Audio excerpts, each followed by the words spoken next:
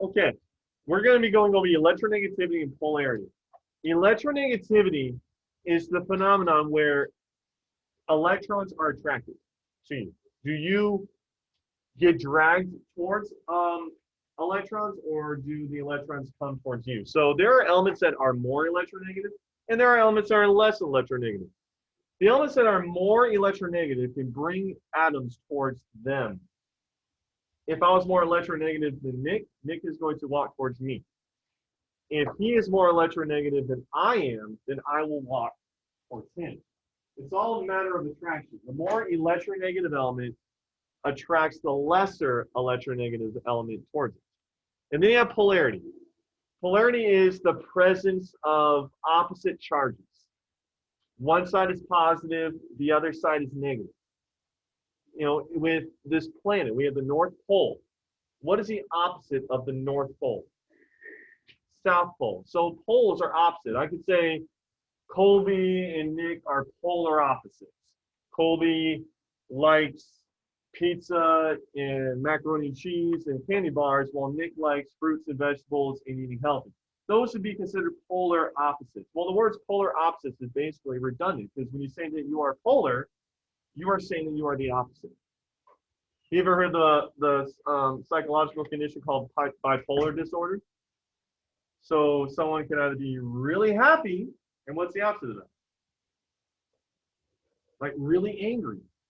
Bipolar, opposites. Yes, Arshan?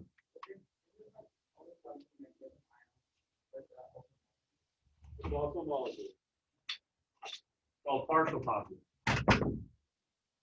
So, here we go.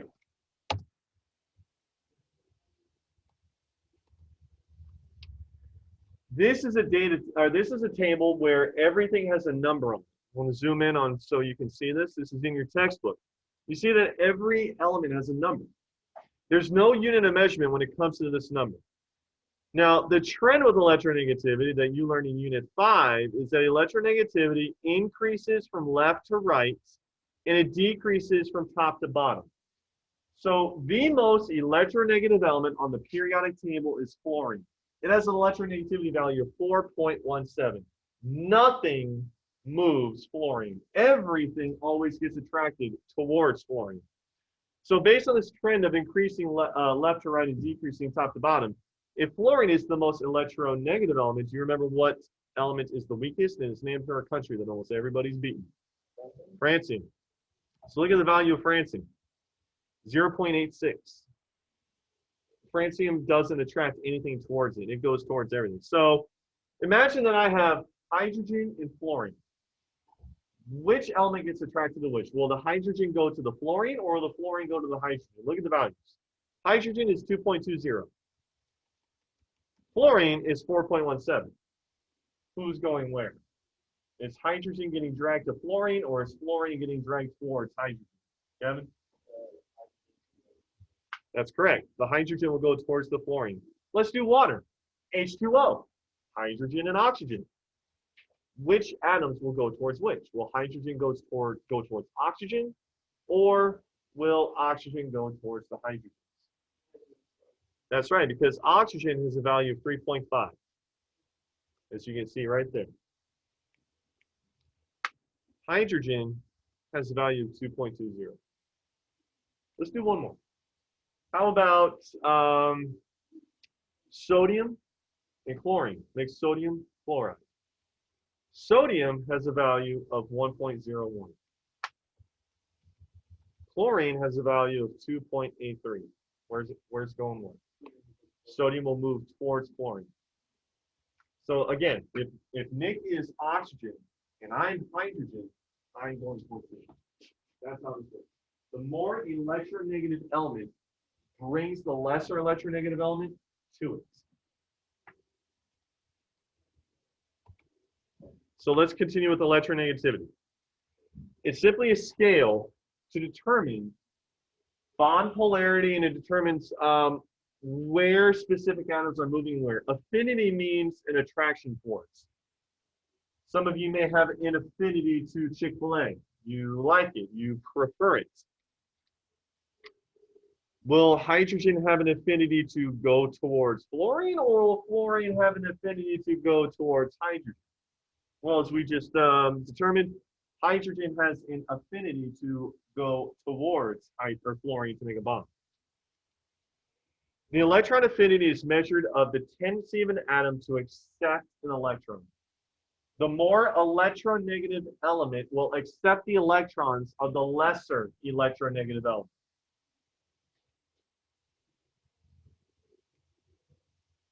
Now, this generally excludes the noble gases: helium, neon, krypton, argon, xenon, radon, because they are already complete. They don't need to be part of the bond. They're stable just as they are.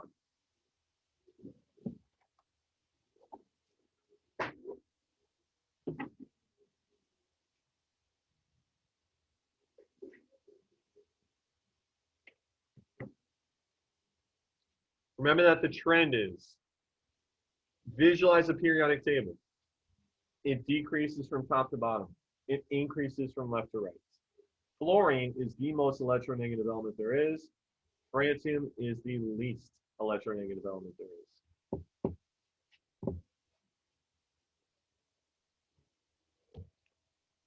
There you have it. Fluorine has the greatest. I have 3.98. It's actually in the 4s. And francium is like 0.7, 0.8. It's pretty wimpy. Noble gases do not bond. There are some minor exceptions, like xenon can sometimes bond with highly electronegative atoms. You could have xenon hexafluoride. But that's the exception. I don't want you guys to get all psyched out and enamored with the exception to the rules. Let's just go with the rules. Noble gases typically don't participate when it comes to electronegativity. The halogens do. The oxygen group, the nitrogen group, the carbon group, the transition metals, alkaline earth metals. Yeah.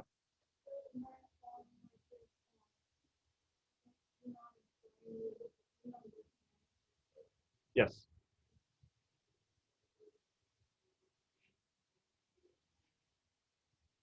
Okay. Now, you won't need a calculator for this because I'm sure you guys can do subtraction on your table and on your notes. But when we're doing bond character, there's 4 types of bonds. If you're greater than 1.7 difference, and you notice that it says electronegativity difference, that means subtraction. If the answer is going to be greater than 1.7, it's going to be mostly ionic. If it is between 0.4 and 1.7, it is polar covalent.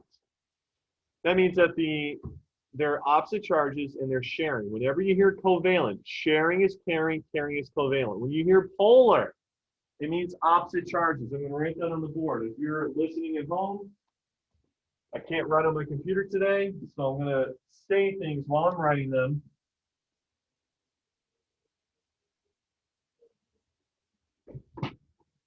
Ionic means electrons are exchanged.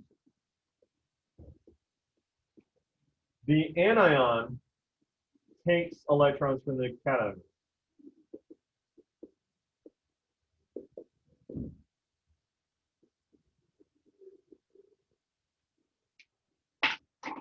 In a polar covalent bond,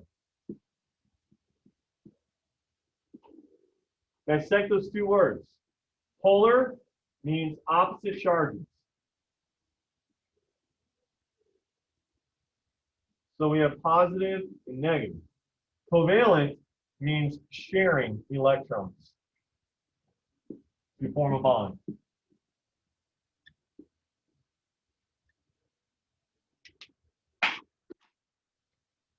Mostly covalent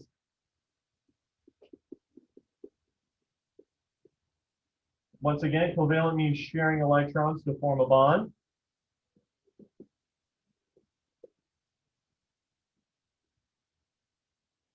And last one, nonpolar. In my entire experience, both as being a chem student, I used to be in chem, I used to be in high school, and being a chem teacher. This just needs to go in one ear and out the other. But if you really understand what polar and nonpolar means, your life will be made a whole lot easier. I want you guys to work smarter, not harder. If you understand these two words, it'll make a whole lot more sense.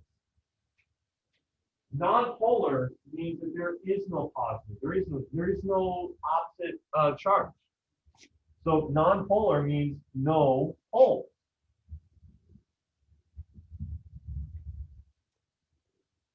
Which means equal charge.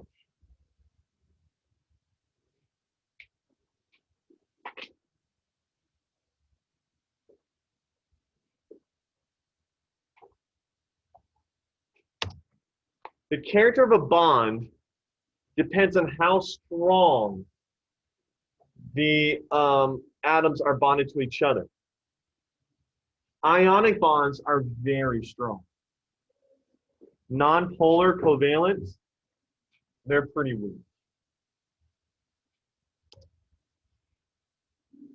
All you have to do is subtract the greater number and the smaller number, and you can get your difference. And you just find out where the difference falls in this table.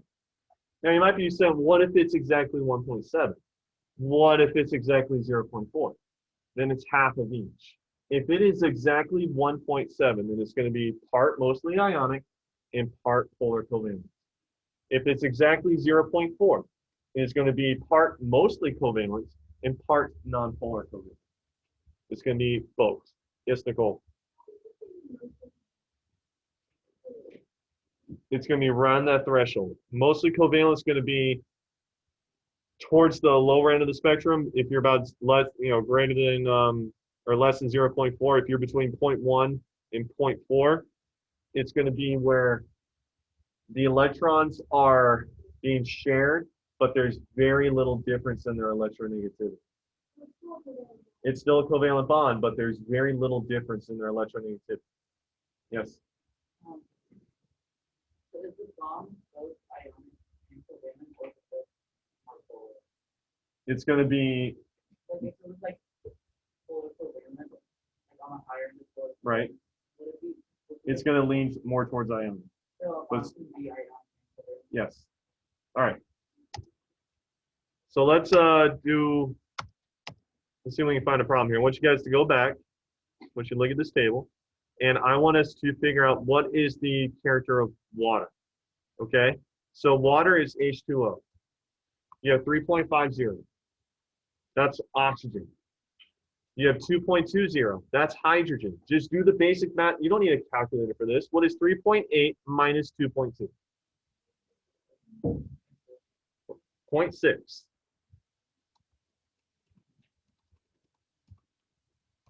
So where would the bonds within water fall? You would say that water is made of polar covalent bonds. Okay? How about this? Check this out. What if we had something like propane?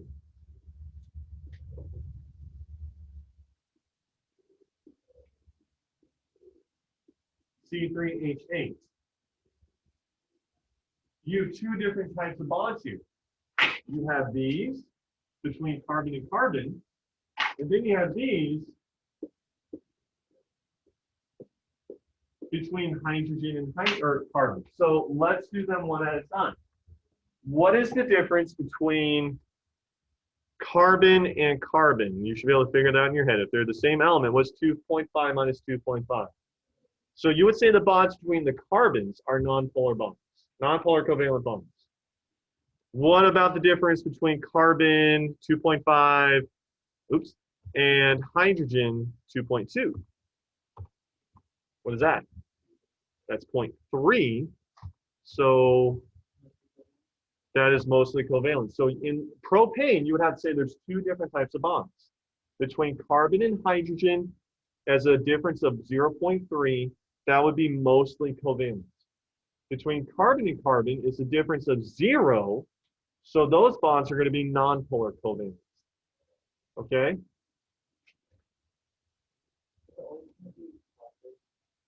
Yeah, you're not going to get a negative because you always do the greater number minus the smaller number. All right, so let's go over these types of bonds, shall we? Here's one extra quality I'm waiting for. And as I look across the room, I see some glazed looks on your faces. You let it just go over your head. That's the exam tomorrow. Refocus. Another quality when it comes to polar covalence is an unequal sharing of electrons.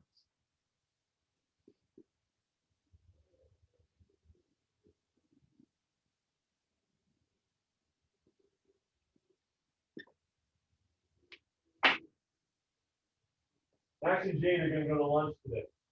Lunch for two costs $10. Jane pays $7.50. Max pays $2.50. Is that even? No. What if Jade and Max are elements? Jade has 6 valence electrons. Max has 2. They're going to share. Is that fair? That's not equal. You would say that that is a polar covalent bond. Polar can also mean that the electrons being shared is not an equal share. If you have one element providing 6 valence electrons, the other one providing 2, that is not equal. And that is polar.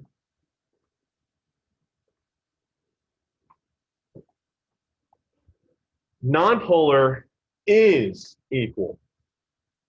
If one element has 7 valence electrons, the other element has 7 valence electrons, they're going to share so they complete each other. That would be a nonpolar bond. Yeah. It can be. That's what those are covalent. Those are also polar. So let's take a look at this. Try another example.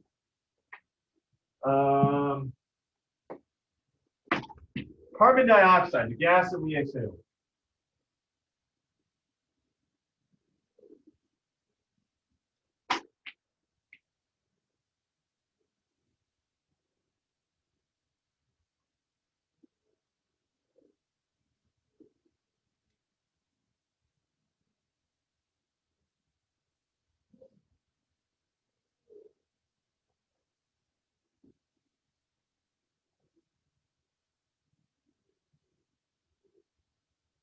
How many electrons does oxygen have? 6. How about carbon? Is that equal? No. That would be full. And how about this? You have bromine. 1, 2, 3, 4, 5, 6, 7. Bonded to another bromine. 1, 2, 3, 4, 5, 6, 7. This is going to result in Br2. This one has 7, that one has 7. Is that equal?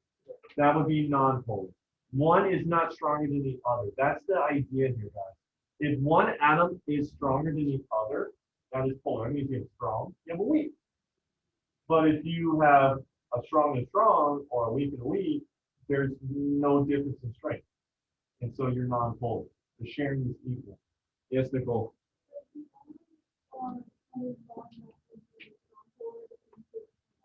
It's every time you have an element that's two, or a molecule that's 2 or more of the same is always nonpolar.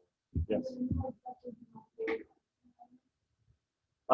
Maybe something like hydrogen and actually not a whole lot. I was going to think of chlorine to fluorine, but it has to be a difference of 0. And so there are some elements that have the same electronegativity. There's a few exceptions, but mostly it's just going to be 2 or more of the same. Yes. No, it's going to be. Oh yes, if you have the same number of valence, yes, it would be nonpolar, like the 2 bromines. It depends also on the electronegativities. You have to look at that table. All right.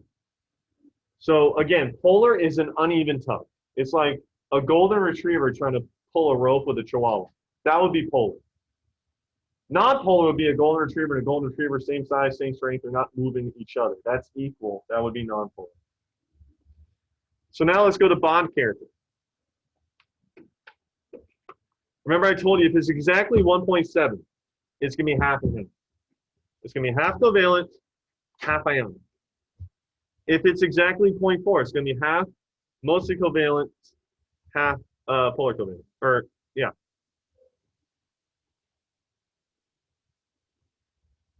The greater the difference, the stronger the bond. The greater the difference, the stronger the bond.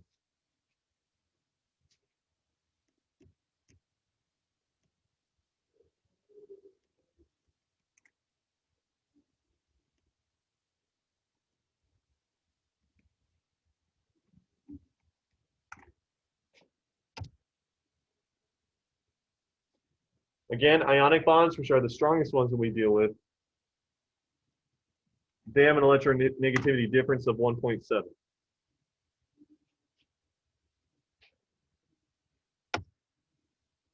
So the example of the dogs I have there, look at that. Would you say that's polar or non-polar? Yeah, because you got the little dog, definitely weaker than the bigger dog. That's a difference in strength. That would be a polar bond. One is stronger than the other. Polar covalent bonds form because not all atoms that share electrons attract them equally.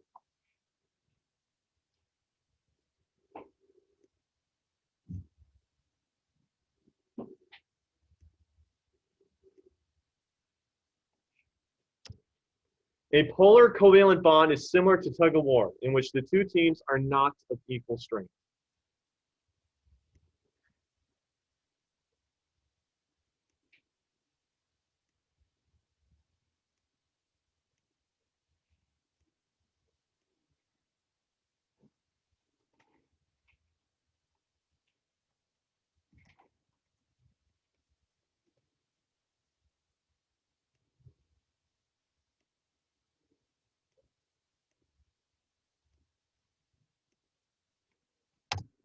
Although both sides share the rope, in this case, the stronger team pulls more of the rope towards its side. That's going to be the one with more electrons, or a greater electronegativity value. So imagine that the little dog there is hydrogen. The big dog is fluorine. Hydrogen is definitely not going to be pulling fluorine, but fluorine can easily pull hydrogen.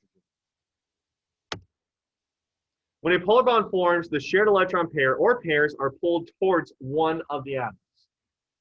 So if this were an example of hydrogen and fluorine, fluorine is going to bring the shared electrons of hydrogen towards it, towards the fluorine. Thus, the electrons spend more time around the atom than the other atom. So if I were to draw this for you guys up here.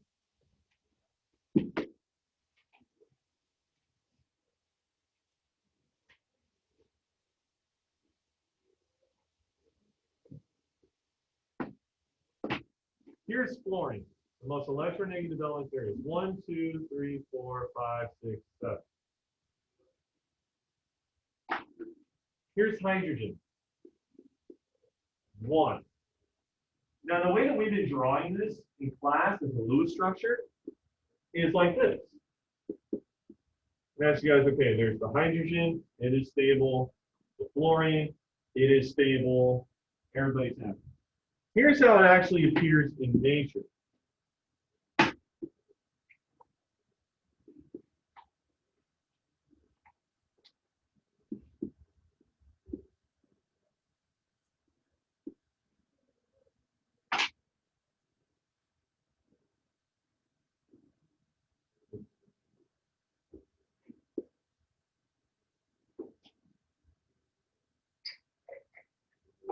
Fluorine is definitely the stronger of the two atoms, so it is going to attract all the electrons towards it. Now, hydrogen is still part of this bond, but the electron that hydrogen is providing for the bond is going to spend more time with fluorine because fluorine is stronger. Fluorine is more electronegative. Yeah. More electronegativity is not increased from top to bottom. Because if it's more electronegative, like it has more electrons, wouldn't the atom with the most electrons or electrons be less electronegative? So you're thinking that electronegativity means that you're negative and you're not going to attract something negative?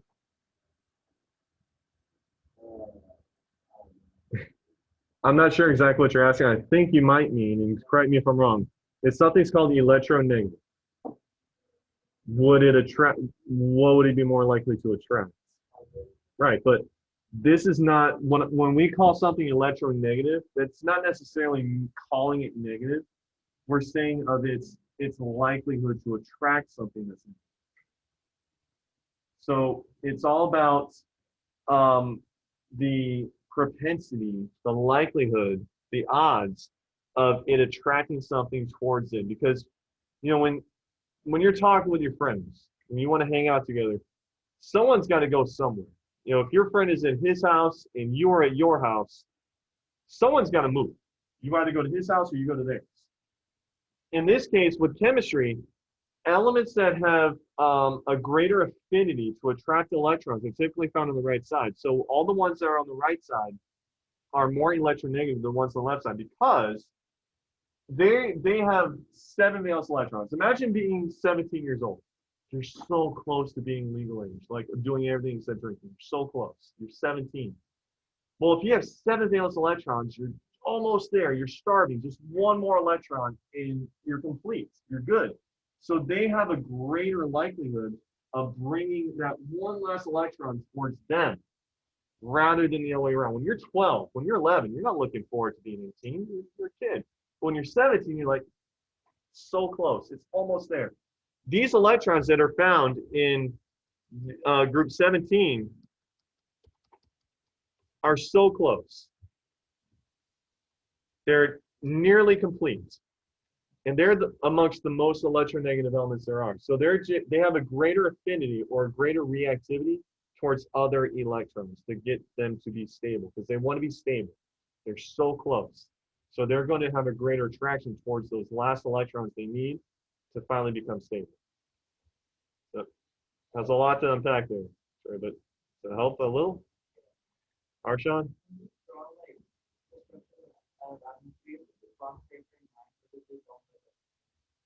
The bonds look the same. You just have to know what type of bond it is. I believe you will have problems on your homework that's going to ask you, okay, you have this element, you have this element. What type of bond is it? Now, here's what time is it? All right, we got about 12 minutes. Okay, now, this is where we actually identify something as being partial. In my AP biology class, the first unit that I teach for the whole class is called biochemistry. We talk about all the chemistry of life. And the first thing I talk about is water, because without water, you have no life. Well, whenever I have to draw water for my AP bio students, I talk about how oxygen is partial negative and hydrogen is partial positive. The symbol that I use for partial is that Greek letter delta. Now, the capital letter delta is a triangle. You may have seen this in a math class. Delta means change. Capital delta, the triangle. If you guys go to college, you might see some sororities. There's a sorority in all colleges called the Tri-Delta. It's delta, delta, delta. That's them. So that's capital delta. Lowercase delta kind of looks like, I like to think of it as like a cartoon bomb. It looks like a little circle with kind of a wick at the end, or an upside down G. That's basically it. That's the symbol delta. And this means a partial charge.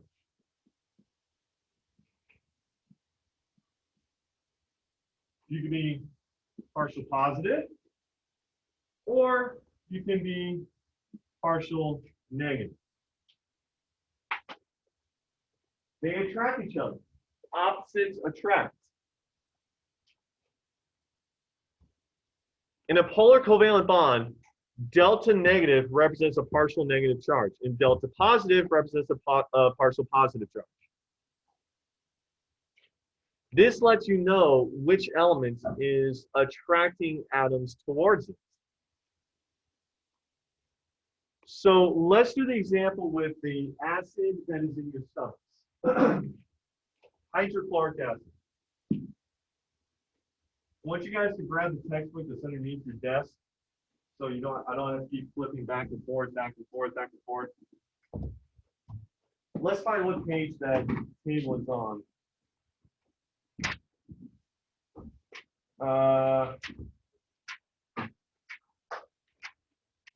With all the values for electronegativity, if I can find it here. Should be chapter 7.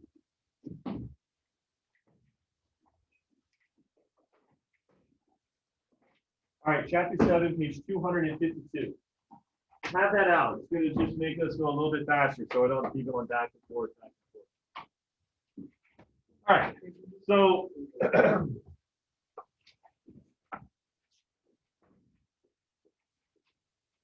hydrochloric acid is the acid in the stomach. Hydrogen has 7 valence electrons, or no, chlorine has 7 valence electrons, hydrogen has 1. I want to know what type of bond is between them. So I need you to look up chlorine.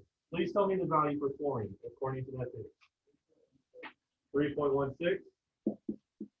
What is hydrogen? So do the math.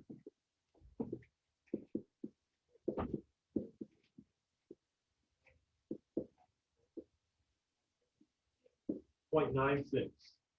What type of bond is that, Colby? That would be polar covalent. It's right there in the difference on your page, in your book.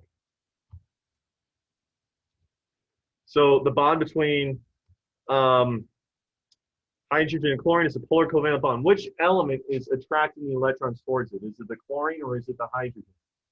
The chlorine is the stronger one. It's really that simple. Just look at the bigger number.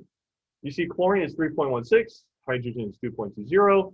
Chlorine is bringing the hydrogen electrons towards it. Okay. Let me see if I can go to some. Let's do water.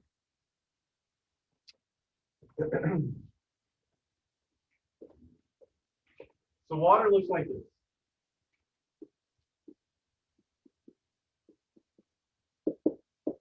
We've already established hydrogen is 2.20. What is oxygen? 3.44. Now, I'm going to share with you guys something that is often looked over. It's even looked over in a lot of stuff you find online. Why did I write 3.44 twice? You have to look at each bond as an individual bond. I'm going to share with you something that always makes my AP bio students get cross. It's a very simple explanation. You have to look at each bond separately. You have to look at that bond. You have to look at that bond. So in this bond, 3.44 minus 2.20 is a 1.14. And then it just so happens to be the same over here. So what type of bond would you get if you had a difference of 1.14? That would be polar covalent. Whatever. Yeah, you're right. 1.24. I got the numbers. Now, here's how you would actually write this molecule. This is what confuses my AP students. Here's what I do. Or here's what they look up in the book. They even look it up online. And online, it's wrong a lot. You would say that hydrogen is partial positive. And you would say, this is how it's written wrong in the books. You would say oxygen is partial negative. Which element is more electronegative, oxygen or hydrogen? And here's where it sometimes gets a little lost in the shelf, so I'm going to slow down. So I'm going to get my point across. Do both elements have electronegativity values? Yeah. Which one has a more electronegative value? So what we say is, this is kind of confusing. Oxygen is more negative or more electronegative than hydrogen. I am not denying that hydrogen has electronegativity. What I'm telling you is that oxygen is simply more electronegative. So we say that the oxygen is partial negative. The hydrogens are partial positive because they're not as negative as oxygen. Yes, Arsha. So hydrogen is in the bond with like boron, where it's the negativity, so hydrogen being Whatever that turns out to be, yeah. Now, what I just wrote is wrong. Because how many bonds are there? There's 2 bonds. There has to be a positive and a negative end on both sides. So if you look this up online, so I always have to correct my kids and say, this is how you actually do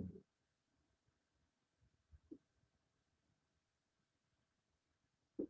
Positive, negative, that bond. Positive, negative, that bond.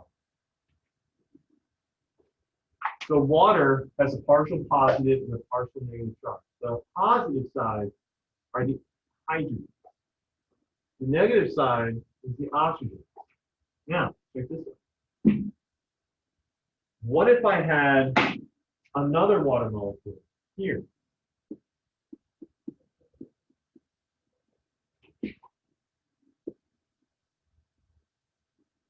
When you look at oceans, you look at puddles, you look at rain, you look at your blood.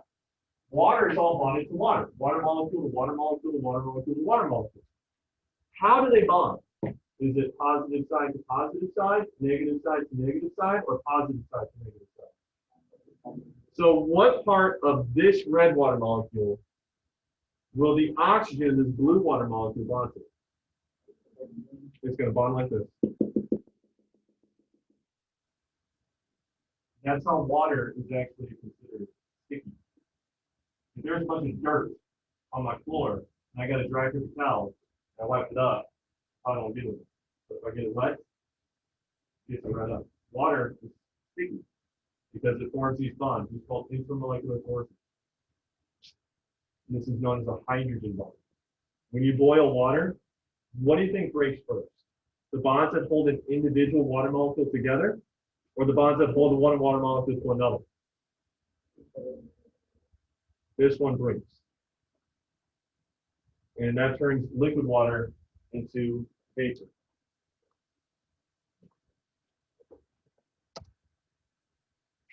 We don't need to get into all that.